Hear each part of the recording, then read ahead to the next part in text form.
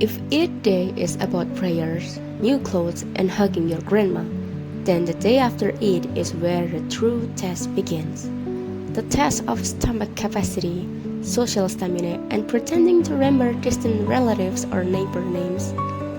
We woke up a bit later that morning, still bloated from the previous day's feast, but determined, if not particularly enthusiastic, to keep the halal bihalal tradition alive. The kind of tradition where you go house to house, greet people, eat snacks at every stop, and try not to accidentally call someone by the wrong name. It's a cultural marathon, basically. Kediri's air was still heavy with celebration. You could hear takbiran recordings faintly echoing from the mosque speaker, recycled from the night before. Children darted through the streets in packs, waving colorful envelopes and lighting tiny firecrackers with unmatched confidence. Our plan for the day was simple: go around the neighborhood and visit a handful of elders and relatives. Say sorry, shake hands, and eat cookies. Repeat. My mom tried to sell it as a small, quick route. We won't go for too long, she said while fixing her hijab in a mirror. She always says that.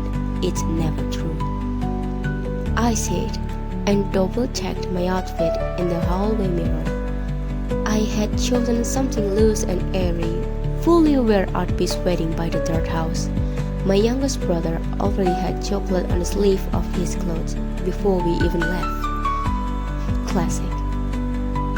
We started next door. Mr. Yono and Miss Marnie weren't blood relatives, but they'd known our family for decades. The kind of neighbors who knew the names of every kid on the street, what school they went to, and how often they visited. The kind who'd scold you like their own child if they caught you climbing the rambutan tree barefoot. The moment we stepped inside, Miss Marnie's eyes light up. "You've grown so big now," she exclaimed, even though we'd just seen each other last year.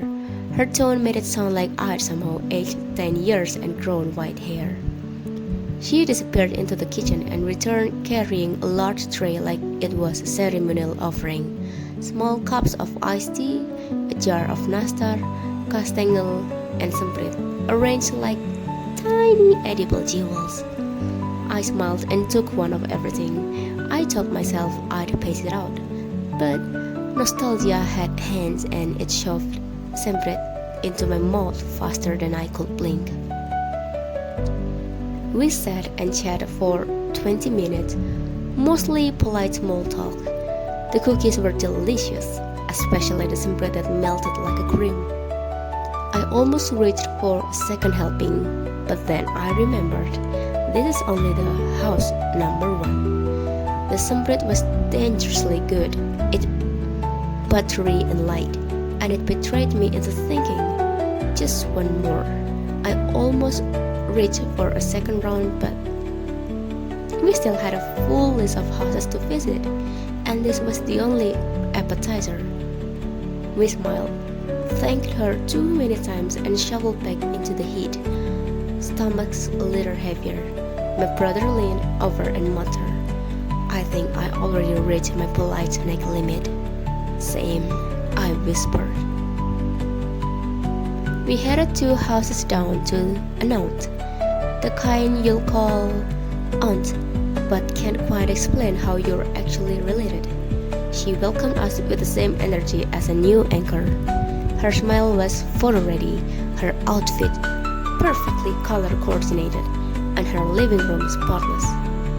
The cushions were perfectly aligned, the carpet looked freshly vacuumed, and a vase of artificial roses sat in the center of the table like it had never once been touched by human hands. "Come on in! You guys have grown so big already. Very handsome, very pretty."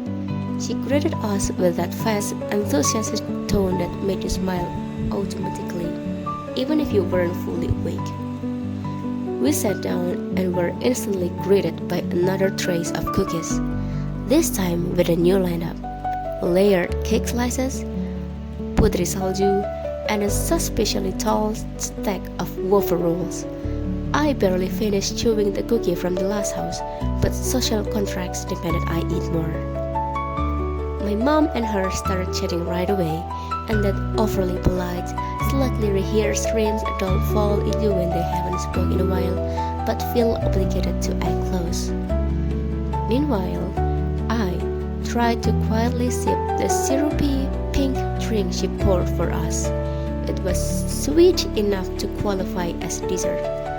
My brothers gave me a look from across the room that said, "We're not making it out of this life." And again, like a loop scene, we stayed for about 20 minutes, thanked her too many times, got handed another small bundle of snacks wrapped in a paper napkin. By the time we stepped out, I felt like I already consumed 3 entire Eid holidays worth of sugar. Next house was more relaxed. A young neighbor who just had a baby last month. We sat cross-legged on her floor.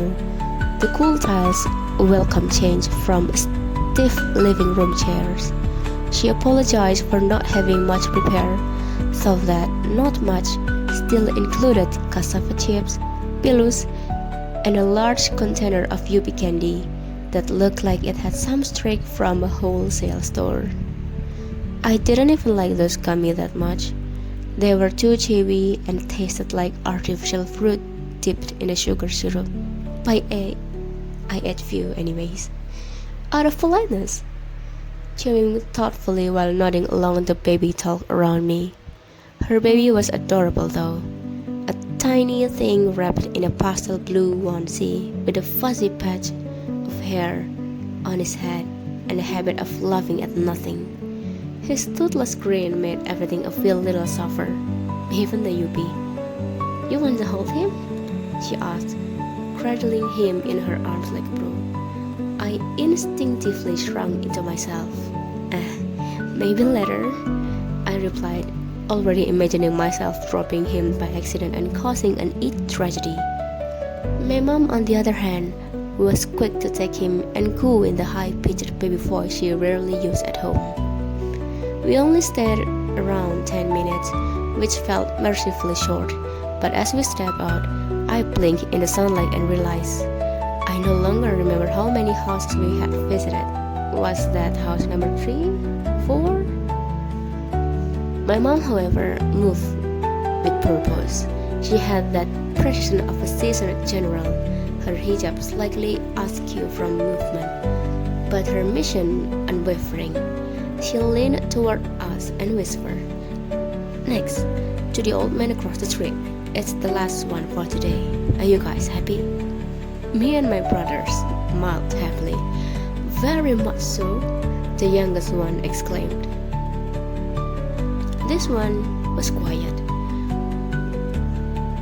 An old uncle who lived alone now, ever since his wife passed away a few years ago. He wasn't on the list, not officially, just someone we used to visit back when the extended family still did things together. But as we walked past his gate, my mom slowed down. Then she turned in. He wasn't expecting us. You could tell by the way he peeked from the behind curtain, confused at first. Before recognition kicked in, he opened the door slowly, with a surprised smile that didn't quite reach his eyes. "What? I didn't think anyone would come," he said, rubbing his arm awkwardly. We stepped inside. The house smelled faintly of old wood and tiger balm. There weren't any cookies on the table, no special drinks, just plain tea, a little too bitter, and a plastic tray with packaged wafer sticks that might have been around since last week. But we stayed. We didn't rush the visit.